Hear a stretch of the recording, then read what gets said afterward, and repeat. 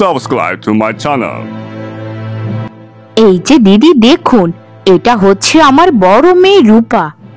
আমার মেয়েটার গায়ের রংটা একটু চাপা হতে পারে, কিন্তু কাজে কর্মে খুবই ভালো একটা মেয়ে। আমার মেয়েটা যদি আপনাদের ঘরে বউ হয়ে যায়, দেখবেন ঘরটা আপনাদের একদম চকচক করবে।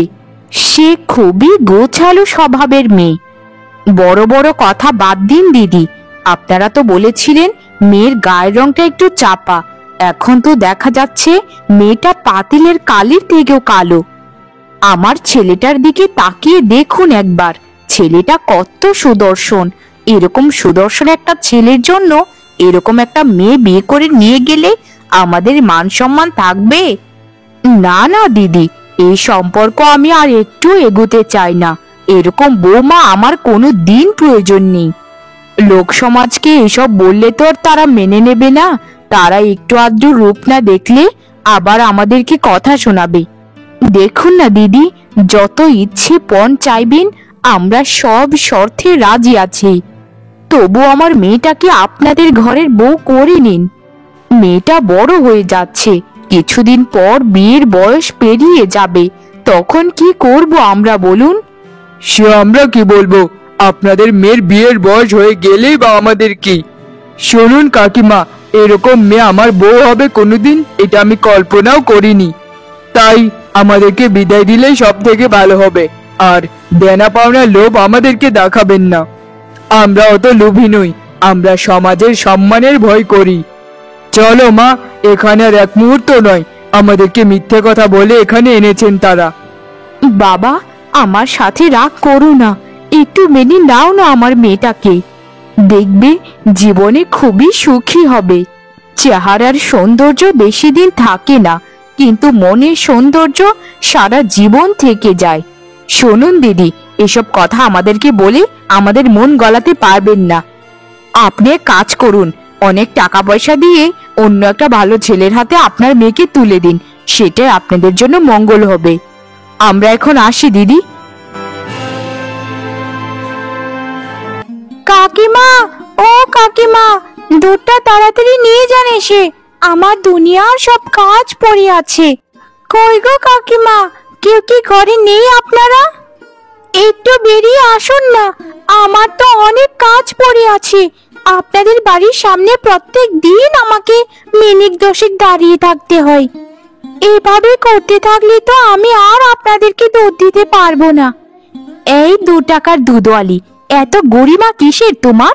জানো না এই দুধটা যা আমার জন্য আমার মা বাবা রেখে দেয়? এক তো দুধ বিক্রি করো, তার উপর আবার বড় বড় কথা। আমাদেরকে দুধ যদি না দিয়েছ তো তোমাদের গরুগুলোকে নিয়ে আমি চলে আসব। তোমরা শুধু আমার সুন্দর চেহারাটাকেই দেখেছো, কিন্তু আমার এই চেহারার ভেতর যে রাগটা আছে সেটা তোমরা কেউই দেখোনি। তাই যা বলবে মুখটা একটু সামলিয়ে কথা বলবে। রাগ করছো কেন টিনা? আমি কি তোমাদেরকে এসব সত্যি সত্যি বলেছি নাকি? এগুলো তো কথার কথা। তুমি যে কেন সবসময় আমাকে ভুল বুঝো, এটাই তো আমি বুঝি না। তোমাদের পরিবারের সাথে সম্পর্ক আমার তো 2-3 দিনের জন্য নয়, প্রায় 3-4 বছর ধরে এই পরিবারে আমি দুধ দিয়ে আসছি। তবু তোমার ব্যবহারটা আমার প্রতি একটুও বাড়লো না। যে ব্যবহারটা শুরুতে করতে, সেই ব্যবহারটাই এখনো করো। ও আচ্ছা আচ্ছা, তাহলে তোমাদের মতো দুধওয়ালিকে আমি কি মাথায় করে নিয়ে নাচবো নাকি? শোনো দুধওয়ালি, তুমি কিন্তু আমাদেরকে টাকা দিয়ে দুধ দাও, এমনিতে দুধ দাও না যে তোমার সাথে ভালো মতো কথা বলতে হবে। আমাদের কাছে দুধ বিক্রি করে যে 2 টাকা রোজগার করো, সেটা দিয়ে কিন্তু তোমরা ডাল ভাত খেতে পাও। তাই তোমাদেরকে এত সম্মান দিয়ে আমি কথা বলতে পারবো না। ক্ষমা করো টিনা, আমি তোমার সাথে কথা বলে পেরে উঠবো না। তা তোমার বড় বোন রূপা কোথায়? রূপাকে একটু দয়া করে ডাক দাও, যেন দুধটা নিয়ে যায় ঘরে। আমার অনেক কাজ পড়ে আছে, এমনিতে অনেকটা সময় নষ্ট হয়ে গেছে। সে ওই কালিটা কোথায় আছে সেটা আমি কি বলবো? তুমি একটু গতর কাটিয়ে খুঁজে দেখতে পারো না? আমাকে দিয়ে কাজ করাতে চাও নাকি? আরে জবা দিদি, আপনি আপনি কখন এলেন দুধ নিয়ে? আর আপনার এভাবে চিল্লাপাল্লা করছেন কেন বলুন তো? আপনাদের মধ্যে কি কোনো সমস্যা হয়েছে? ছোট, তোর গলাটা আমি রান্নাঘর থেকে শুনতে পেয়েছি। কারোর সাথে এভাবে কি কেউ কথা বলে বল? জবা দিদি আমাদের থেকে কিন্তু অনেকটাই বড়, তাই দিদির সঙ্গে একটু সম্মান দিয়ে কথা বলবি। জানিস না তুই টিনা, বড়দেরকে সম্মান করলে ঈশ্বর যে অনেক খুশি হন। তা এতই যখন ঈশ্বরকে বিশ্বাস করিস, তাহলে তোর রূপটা একটু পরিবর্তন করতে পারিস না? রূপের যা ছিঁড়ি, ছি ছি। তোর কত বিয়ে ভাঙলো বলতো এই নিয়ে? আমার তো মনে হয় 100টার উপরে হয়ে গেছে। দেখিস দিদি, তোর আগে আমারই বিয়ে হবে, কারণ তোকে তো কোনো ছেলে পছন্দই করে না। এক তো তুই ঘর কোনো, আবার আমাকে এসেছিস শিক্ষা দিতে যে কার সাথে কিভাবে আচরণ করব। শোন দিদি, নিজের সীমায় থাক। সীমা থেকে পেরুলি না, তোর পা দুটো কেটে ফেলবো। আর এমনিতেও ওরকম কালো পায়ে আমার অত সুন্দর হাত কখনোই যাবে না। আর এই যে তুমি দুধওয়ালি, এভাবে হা করে না তাকিয়ে এখান থেকে কেটে পড়ো তো। আজ থেকে তোমার কাছ থেকে আর দুধ নেব না আমরা। শোনো দুধওয়ালি, একটা কথা সবসময় মনে রাখবে, এই পরিবারে আমার থেকে উপরে আর কেউ কথাই বলতে পারে না। তোমার ওই কুৎসিত মুখটা যেন আমি আর কোনোদিন দেখতে না পাই। ঠিক আছে টিনা, এরকম করে কথা বলতে পারলে তুমি? তোমাদের সাথে আমার কতদিনের সম্পর্ক, একটু তো দয়াময় দেখিয়ে কথা বলতে পারতে। আর আমারও কোনো ইচ্ছে নেই তোমাদের বাড়িতে দুধ দেবার। আমার দুধ দেবার ইচ্ছা একদম সেরে গেছে।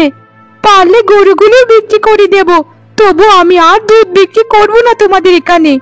আমি গেলাম এখান থেকে, আর ঈশ্বরের কাছে সবকিছুই রেখে দিলাম।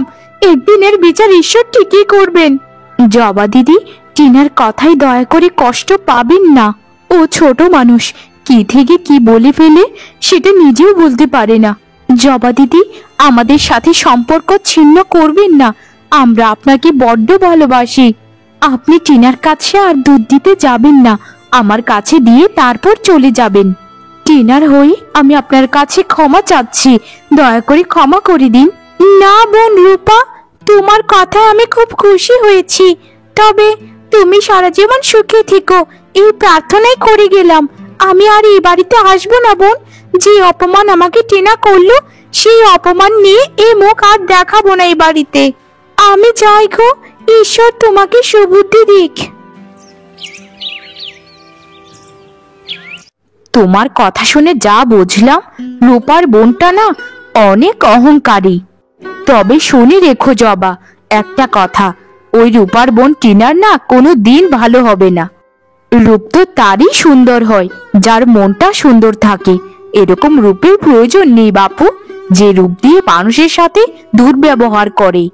এসব নিয়ে কষ্ট পেও না জবা। তুমি ওদের বাড়িতে দুধ বিক্রি করতে যাও, এত তর্ক করার দরকার নেই ওই অহংকারী মেয়ের সাথে। আমি তো মনে করি ওই বাড়ির মেয়ে রূপা অনেক অনেক গুণে ভালো। ওর গায়ের রংটা একটু চাপা হতে পারে, কিন্তু ওর চোখ মুখগুলোতে কেমন যেন একটা মায়া মায়া লাগে।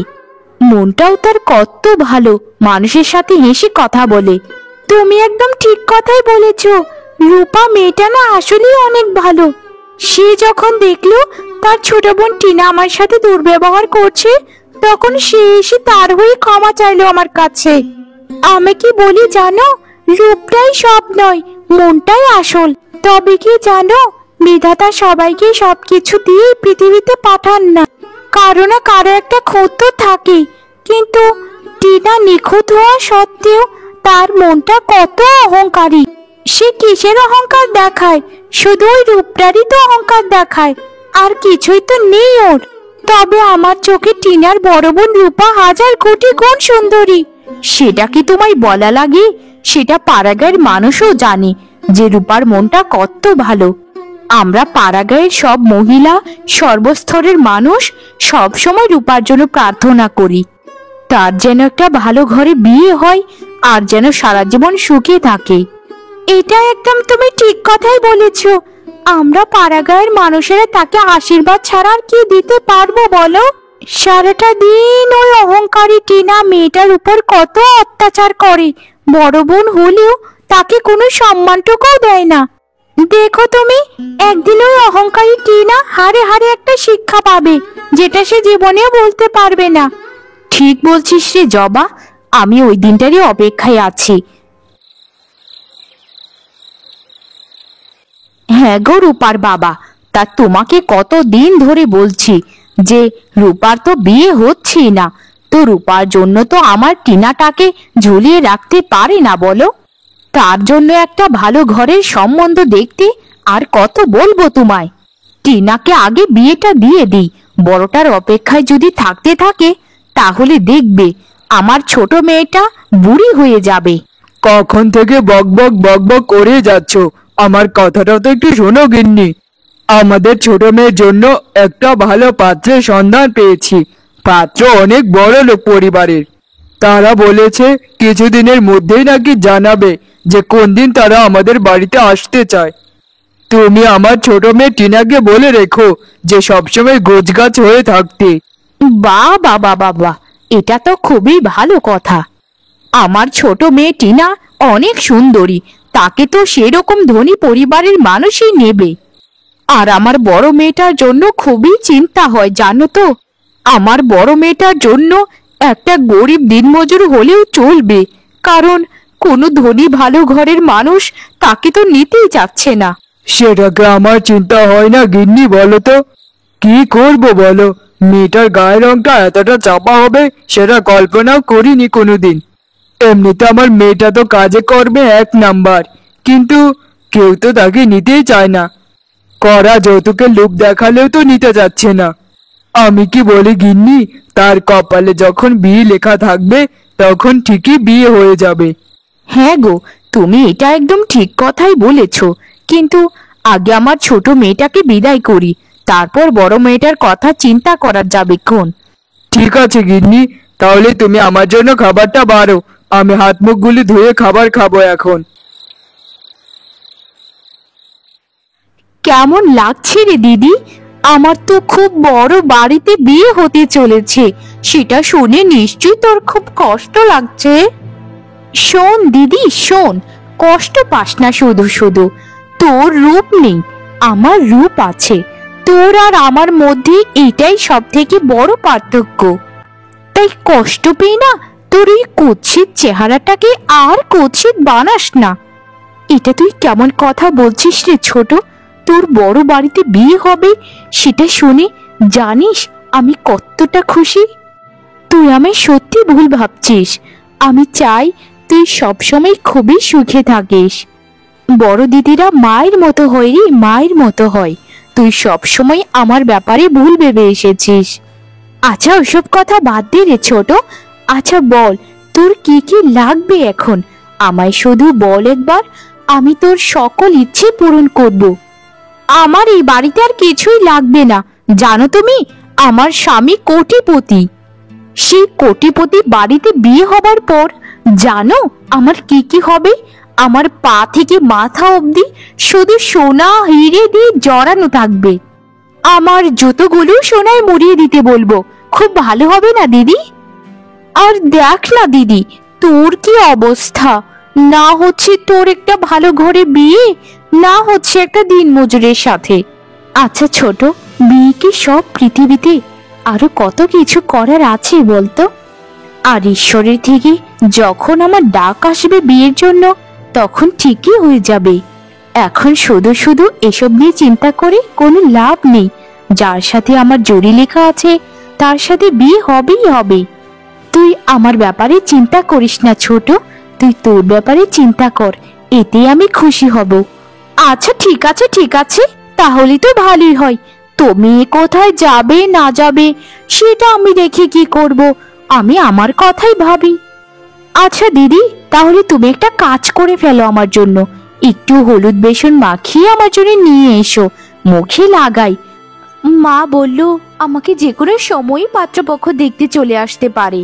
আচ্ছা আচ্ছা ছোট, তাহলে তুই এখানে থাক, আমি তোর জন্য এক্ষুনি হলুদ বেসন বেটে নিয়ে আসছি। আমার বোনটাকে যেন এই পৃথিবীর সব থেকে সুন্দরী লাগে, এতেই আমি অনেক অনেক খুশি হব রে।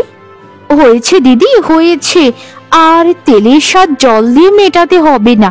যাও যাও, এখন যা বলেছি সেই কাজটা করে ফেলো।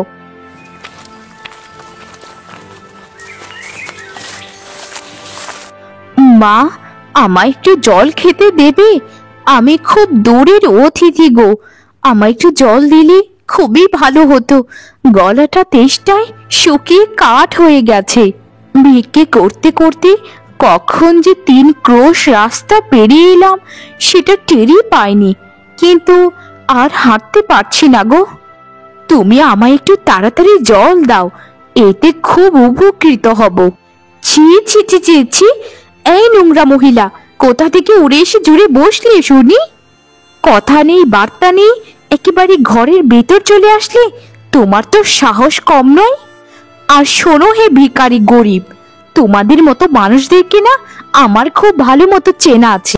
প্রথমে বলবে একটু জল খাওয়াও, তারপর বলবে একটু ভাত দাও, তারপর বলবে একটু ঘুমোতে দাও, 2 দিন থেকে যাই। তোমাদের না ওসব আমার জানা আছে। যত চালাকি করবে দূরে গিয়ে করো, আর আমার কাছে একদম আসবে না চালাকি করার জন্য। তোমার জন্য এরকম জল আমার কাছে নেই, নোংরা জল গিয়ে খাও ডুবাই পড়ে। এটা কেমন ব্যবহার মা তোমার? তুমি আমার সাথে এরকম ব্যবহার করছো কেন? আমি তো তোমার কাছে কিছু চাইনি বেশি, শুধু একটু জলই তো চেয়েছি। একটা রাস্তার কুকুরও যদি জল খাওয়ার জন্য ছটফট করে, তবু একটা মানুষ তাকে সাহায্য করে। কিন্তু আমি তো মানুষ ছিলাম, তুমি আমার সাথে এরকম করছো? কাকিমা, আসলে ছোটির কথায় কিছু মনে করবেন না। এই যে ধরুন, জল এনেছি আপনার জন্য। এই পুরো 1 ঘটি জল, এই জলটা খেলে নিশ্চয়ই আপনার খুব ভালো লাগবে। ছোটির কথায় কিছু মনে করবেন না, ও একটু ছোট তো, তাই কি বলতে কি বলে ফেলে কিছু বুঝতে পারে না। কি হলো কাকিমা, ধরুন না জলটা। আপনাকে খুব ক্ষুধার্ত মনে হচ্ছে। আমি এক কাজ করি, আমার ভাগের খাবারটা আপনাকে দিয়ে দিই। আপনি জলটা খেয়ে দয়া করে একটু বসুন, আমি এক্ষুনি আপনার জন্য খাবারটা নিয়ে আসি। না না মা, আমার যা বোঝার তা বুঝে গেছি। কে যে আমার ছেলের বউ হবে সেটা আর বোঝার দেরি নেই। আমার একমাত্র ছেলের বউকে আমি খুঁজে পেয়ে গেছি, আর কিছুর দরকার নেই। এসো মা, আমার বউকে এসো, আমার সোনা মেয়ে। এই বুড়ি, এই কাকে কি বলছো কিছুই তো বুঝতে পারছি না। ও আচ্ছা, বুঝেছি, তোমার ছেলেও একটা ভিখারি, তাই তো? আমার বোনকে তোমার ছেলে বিয়ে করতে চায়, তাই বলছো যে তোমার বৌমা তুমি খুঁজে পেয়ে গেছো। হা হা হা হা, আমার দিদির দূর কত দূর সেটা তো বুঝতেই পারছি এখন। শেষে তুই একটা ভিখারির ছেলেকে বিয়ে করবি? ছি! তোমার বাবা নিশ্চয়ই তোমাদেরকে বলেছিলেন যে তোমার জন্য একটা কোটিপতি পরিবার থেকে সম্বন্ধ এসেছে। সেই পরিবারের ছেলের মা আমি। তোমাকে পরীক্ষা করার জন্যই এই বাড়িতে আমি এইরকম ভিক্ষুক সেজে এসেছিলাম। তোমার এরকম ব্যবহার দেখে আমার মন ভরে গেছে। আমি খুব ভাগ্যবতী যে আমার আসল বৌমাকে আমি খুঁজে পেয়েছি। আমার আসল বৌমা হলো রূপা। এই কি বলছেন আপনি কাকিমা? দয়া করে আমাকে ক্ষমা করে দিন।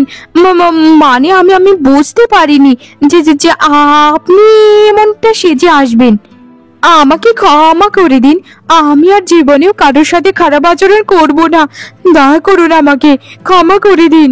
পুরো পৃথিবীটা লিখে দিলেও আমি শুধু একটা কথাই বলবো, রূপাই হবে আমার একমাত্র ছেলের বৌমা। আর রূপা আবার পুরো সম্পত্তির অর্ধেক সে একাই পাবে। আয় মা, আমার বুকে আয়, আমার ছেলের জন্য উপযুক্ত পাত্র পেয়ে গেছি আমি। Subscribe to my channel.